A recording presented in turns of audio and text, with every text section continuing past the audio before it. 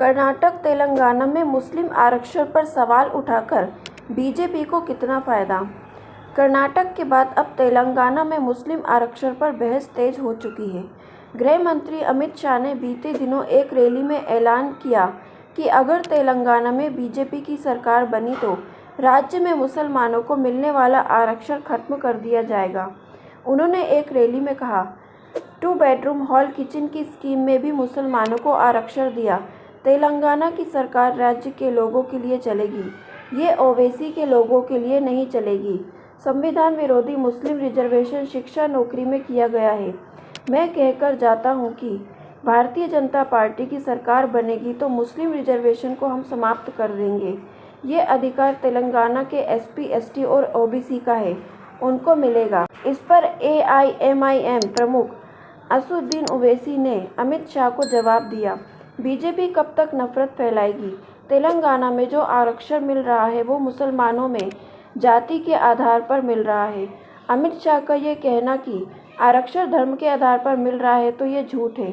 आखिर बीजेपी मुसलमानों की दुश्मन क्यों है। इससे पहले कर्नाटक में बीजेपी ने मुसलमानों को मिल रहे 4% आरक्षण को निरस्त कर दिया था। कर्नाटक सरकार के इस फैसले को सुप्रीम कोर्ट में चुनौती दी गई। 10 मई को कर्नाटक में विधानसभा चुनाव होने वाले हैं और सुप्रीम कोर्ट चुनाव से एक दिन पहले यानी 9 मई राज्य में मुसलमानों के आरक्षण को रद्द किए जाने की सुनवाई करेगा। कोर्ट ने कहा कि तब तक मुसलमानों को कर्नाटक में मिलने वाला आरक्षण जारी रहेगा, लेकिन इससे पहले ये समझना जरूरी है कि तेलंगाना और कर्नाटक में मुस्लिमों को कितना आरक्षण मिलता है, इसकी कब शुरुआत हुई, बीजेपी ने इसे हटाने की वजह क्या बताई है। सबसे पहले बात करते हैं कर्नाटक की। राज्य की बीजेपी सरकार ने विधानसभा चुनाव की घोषणा से ठीक पहले मुसलमानों को मिलने वाला 4% आरक्षण रद्द कर दिया और इसे कर्नाटक के लिंगायत और वोक्कालिगा समुदायों के बीच 2-2% बांट गया। बीजेपी का कहना है कि धर्म के आधार पर आरक्षण देना संविधान के खिलाफ है, इसलिए यह आरक्षण हटाया गया।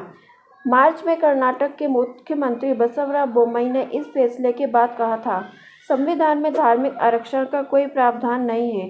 खुद डॉक्टर भीमराव अंबेडकर ने कहा था कि आरक्षण जाति के आधार पर तय होना चाहिए। कर्नाटक में साल 1994 में मंडल कमीशन की सिफारिशों के तहत मुसलमानों की कुछ जातियों को अन्य पिछड़ी जाति की श्रेणी में एक उप श्रेणी बनाकर शामिल किया गया था। इसके तहत मुसलमानों को सामाजिक और शैक्षणिक पिछड़ेपन के आधार पर 4% आरक्षण देने की बात की गई।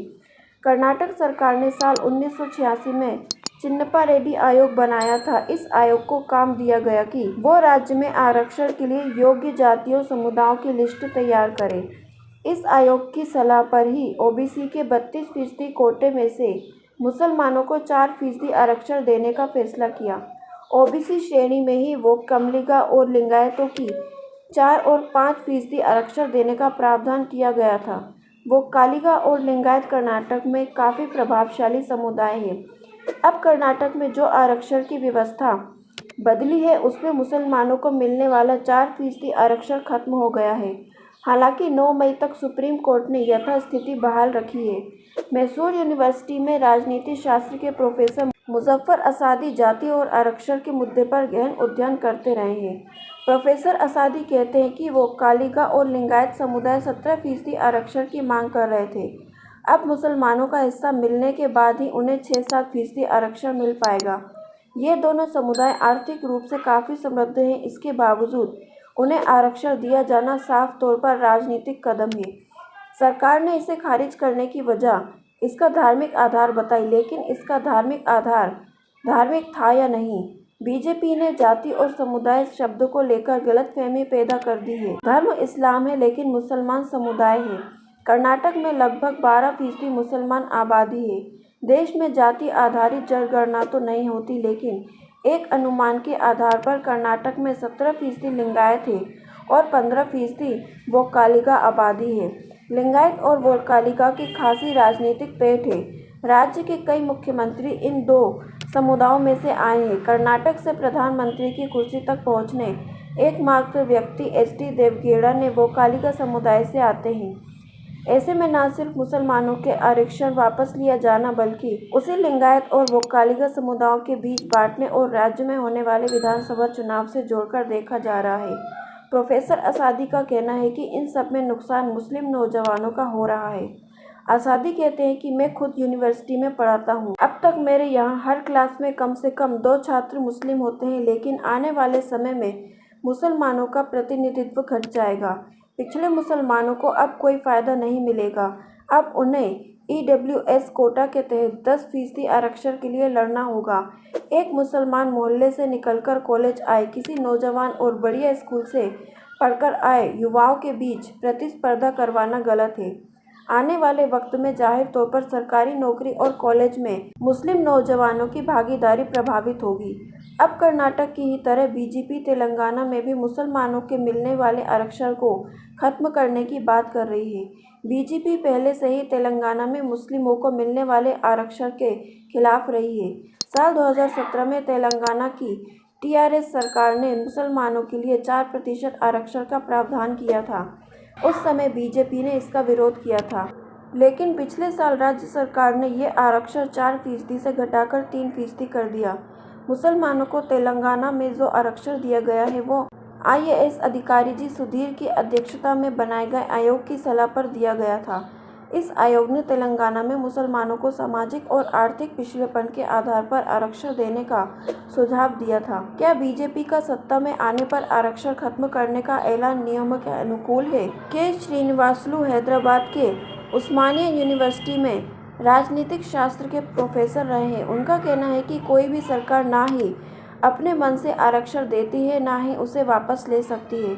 तमाम समुदायों का अध्ययन करने के लिए एक आयोग बनाया जाता है। ये आयोग उनके सामाजिक, आर्थिक और शैक्षणिक पिछड़ेपन का अध्ययन करके सुझाव देता है किसी समुदाय को आरक्षण मिलना चाहिए और कितना मिलना चाहिए।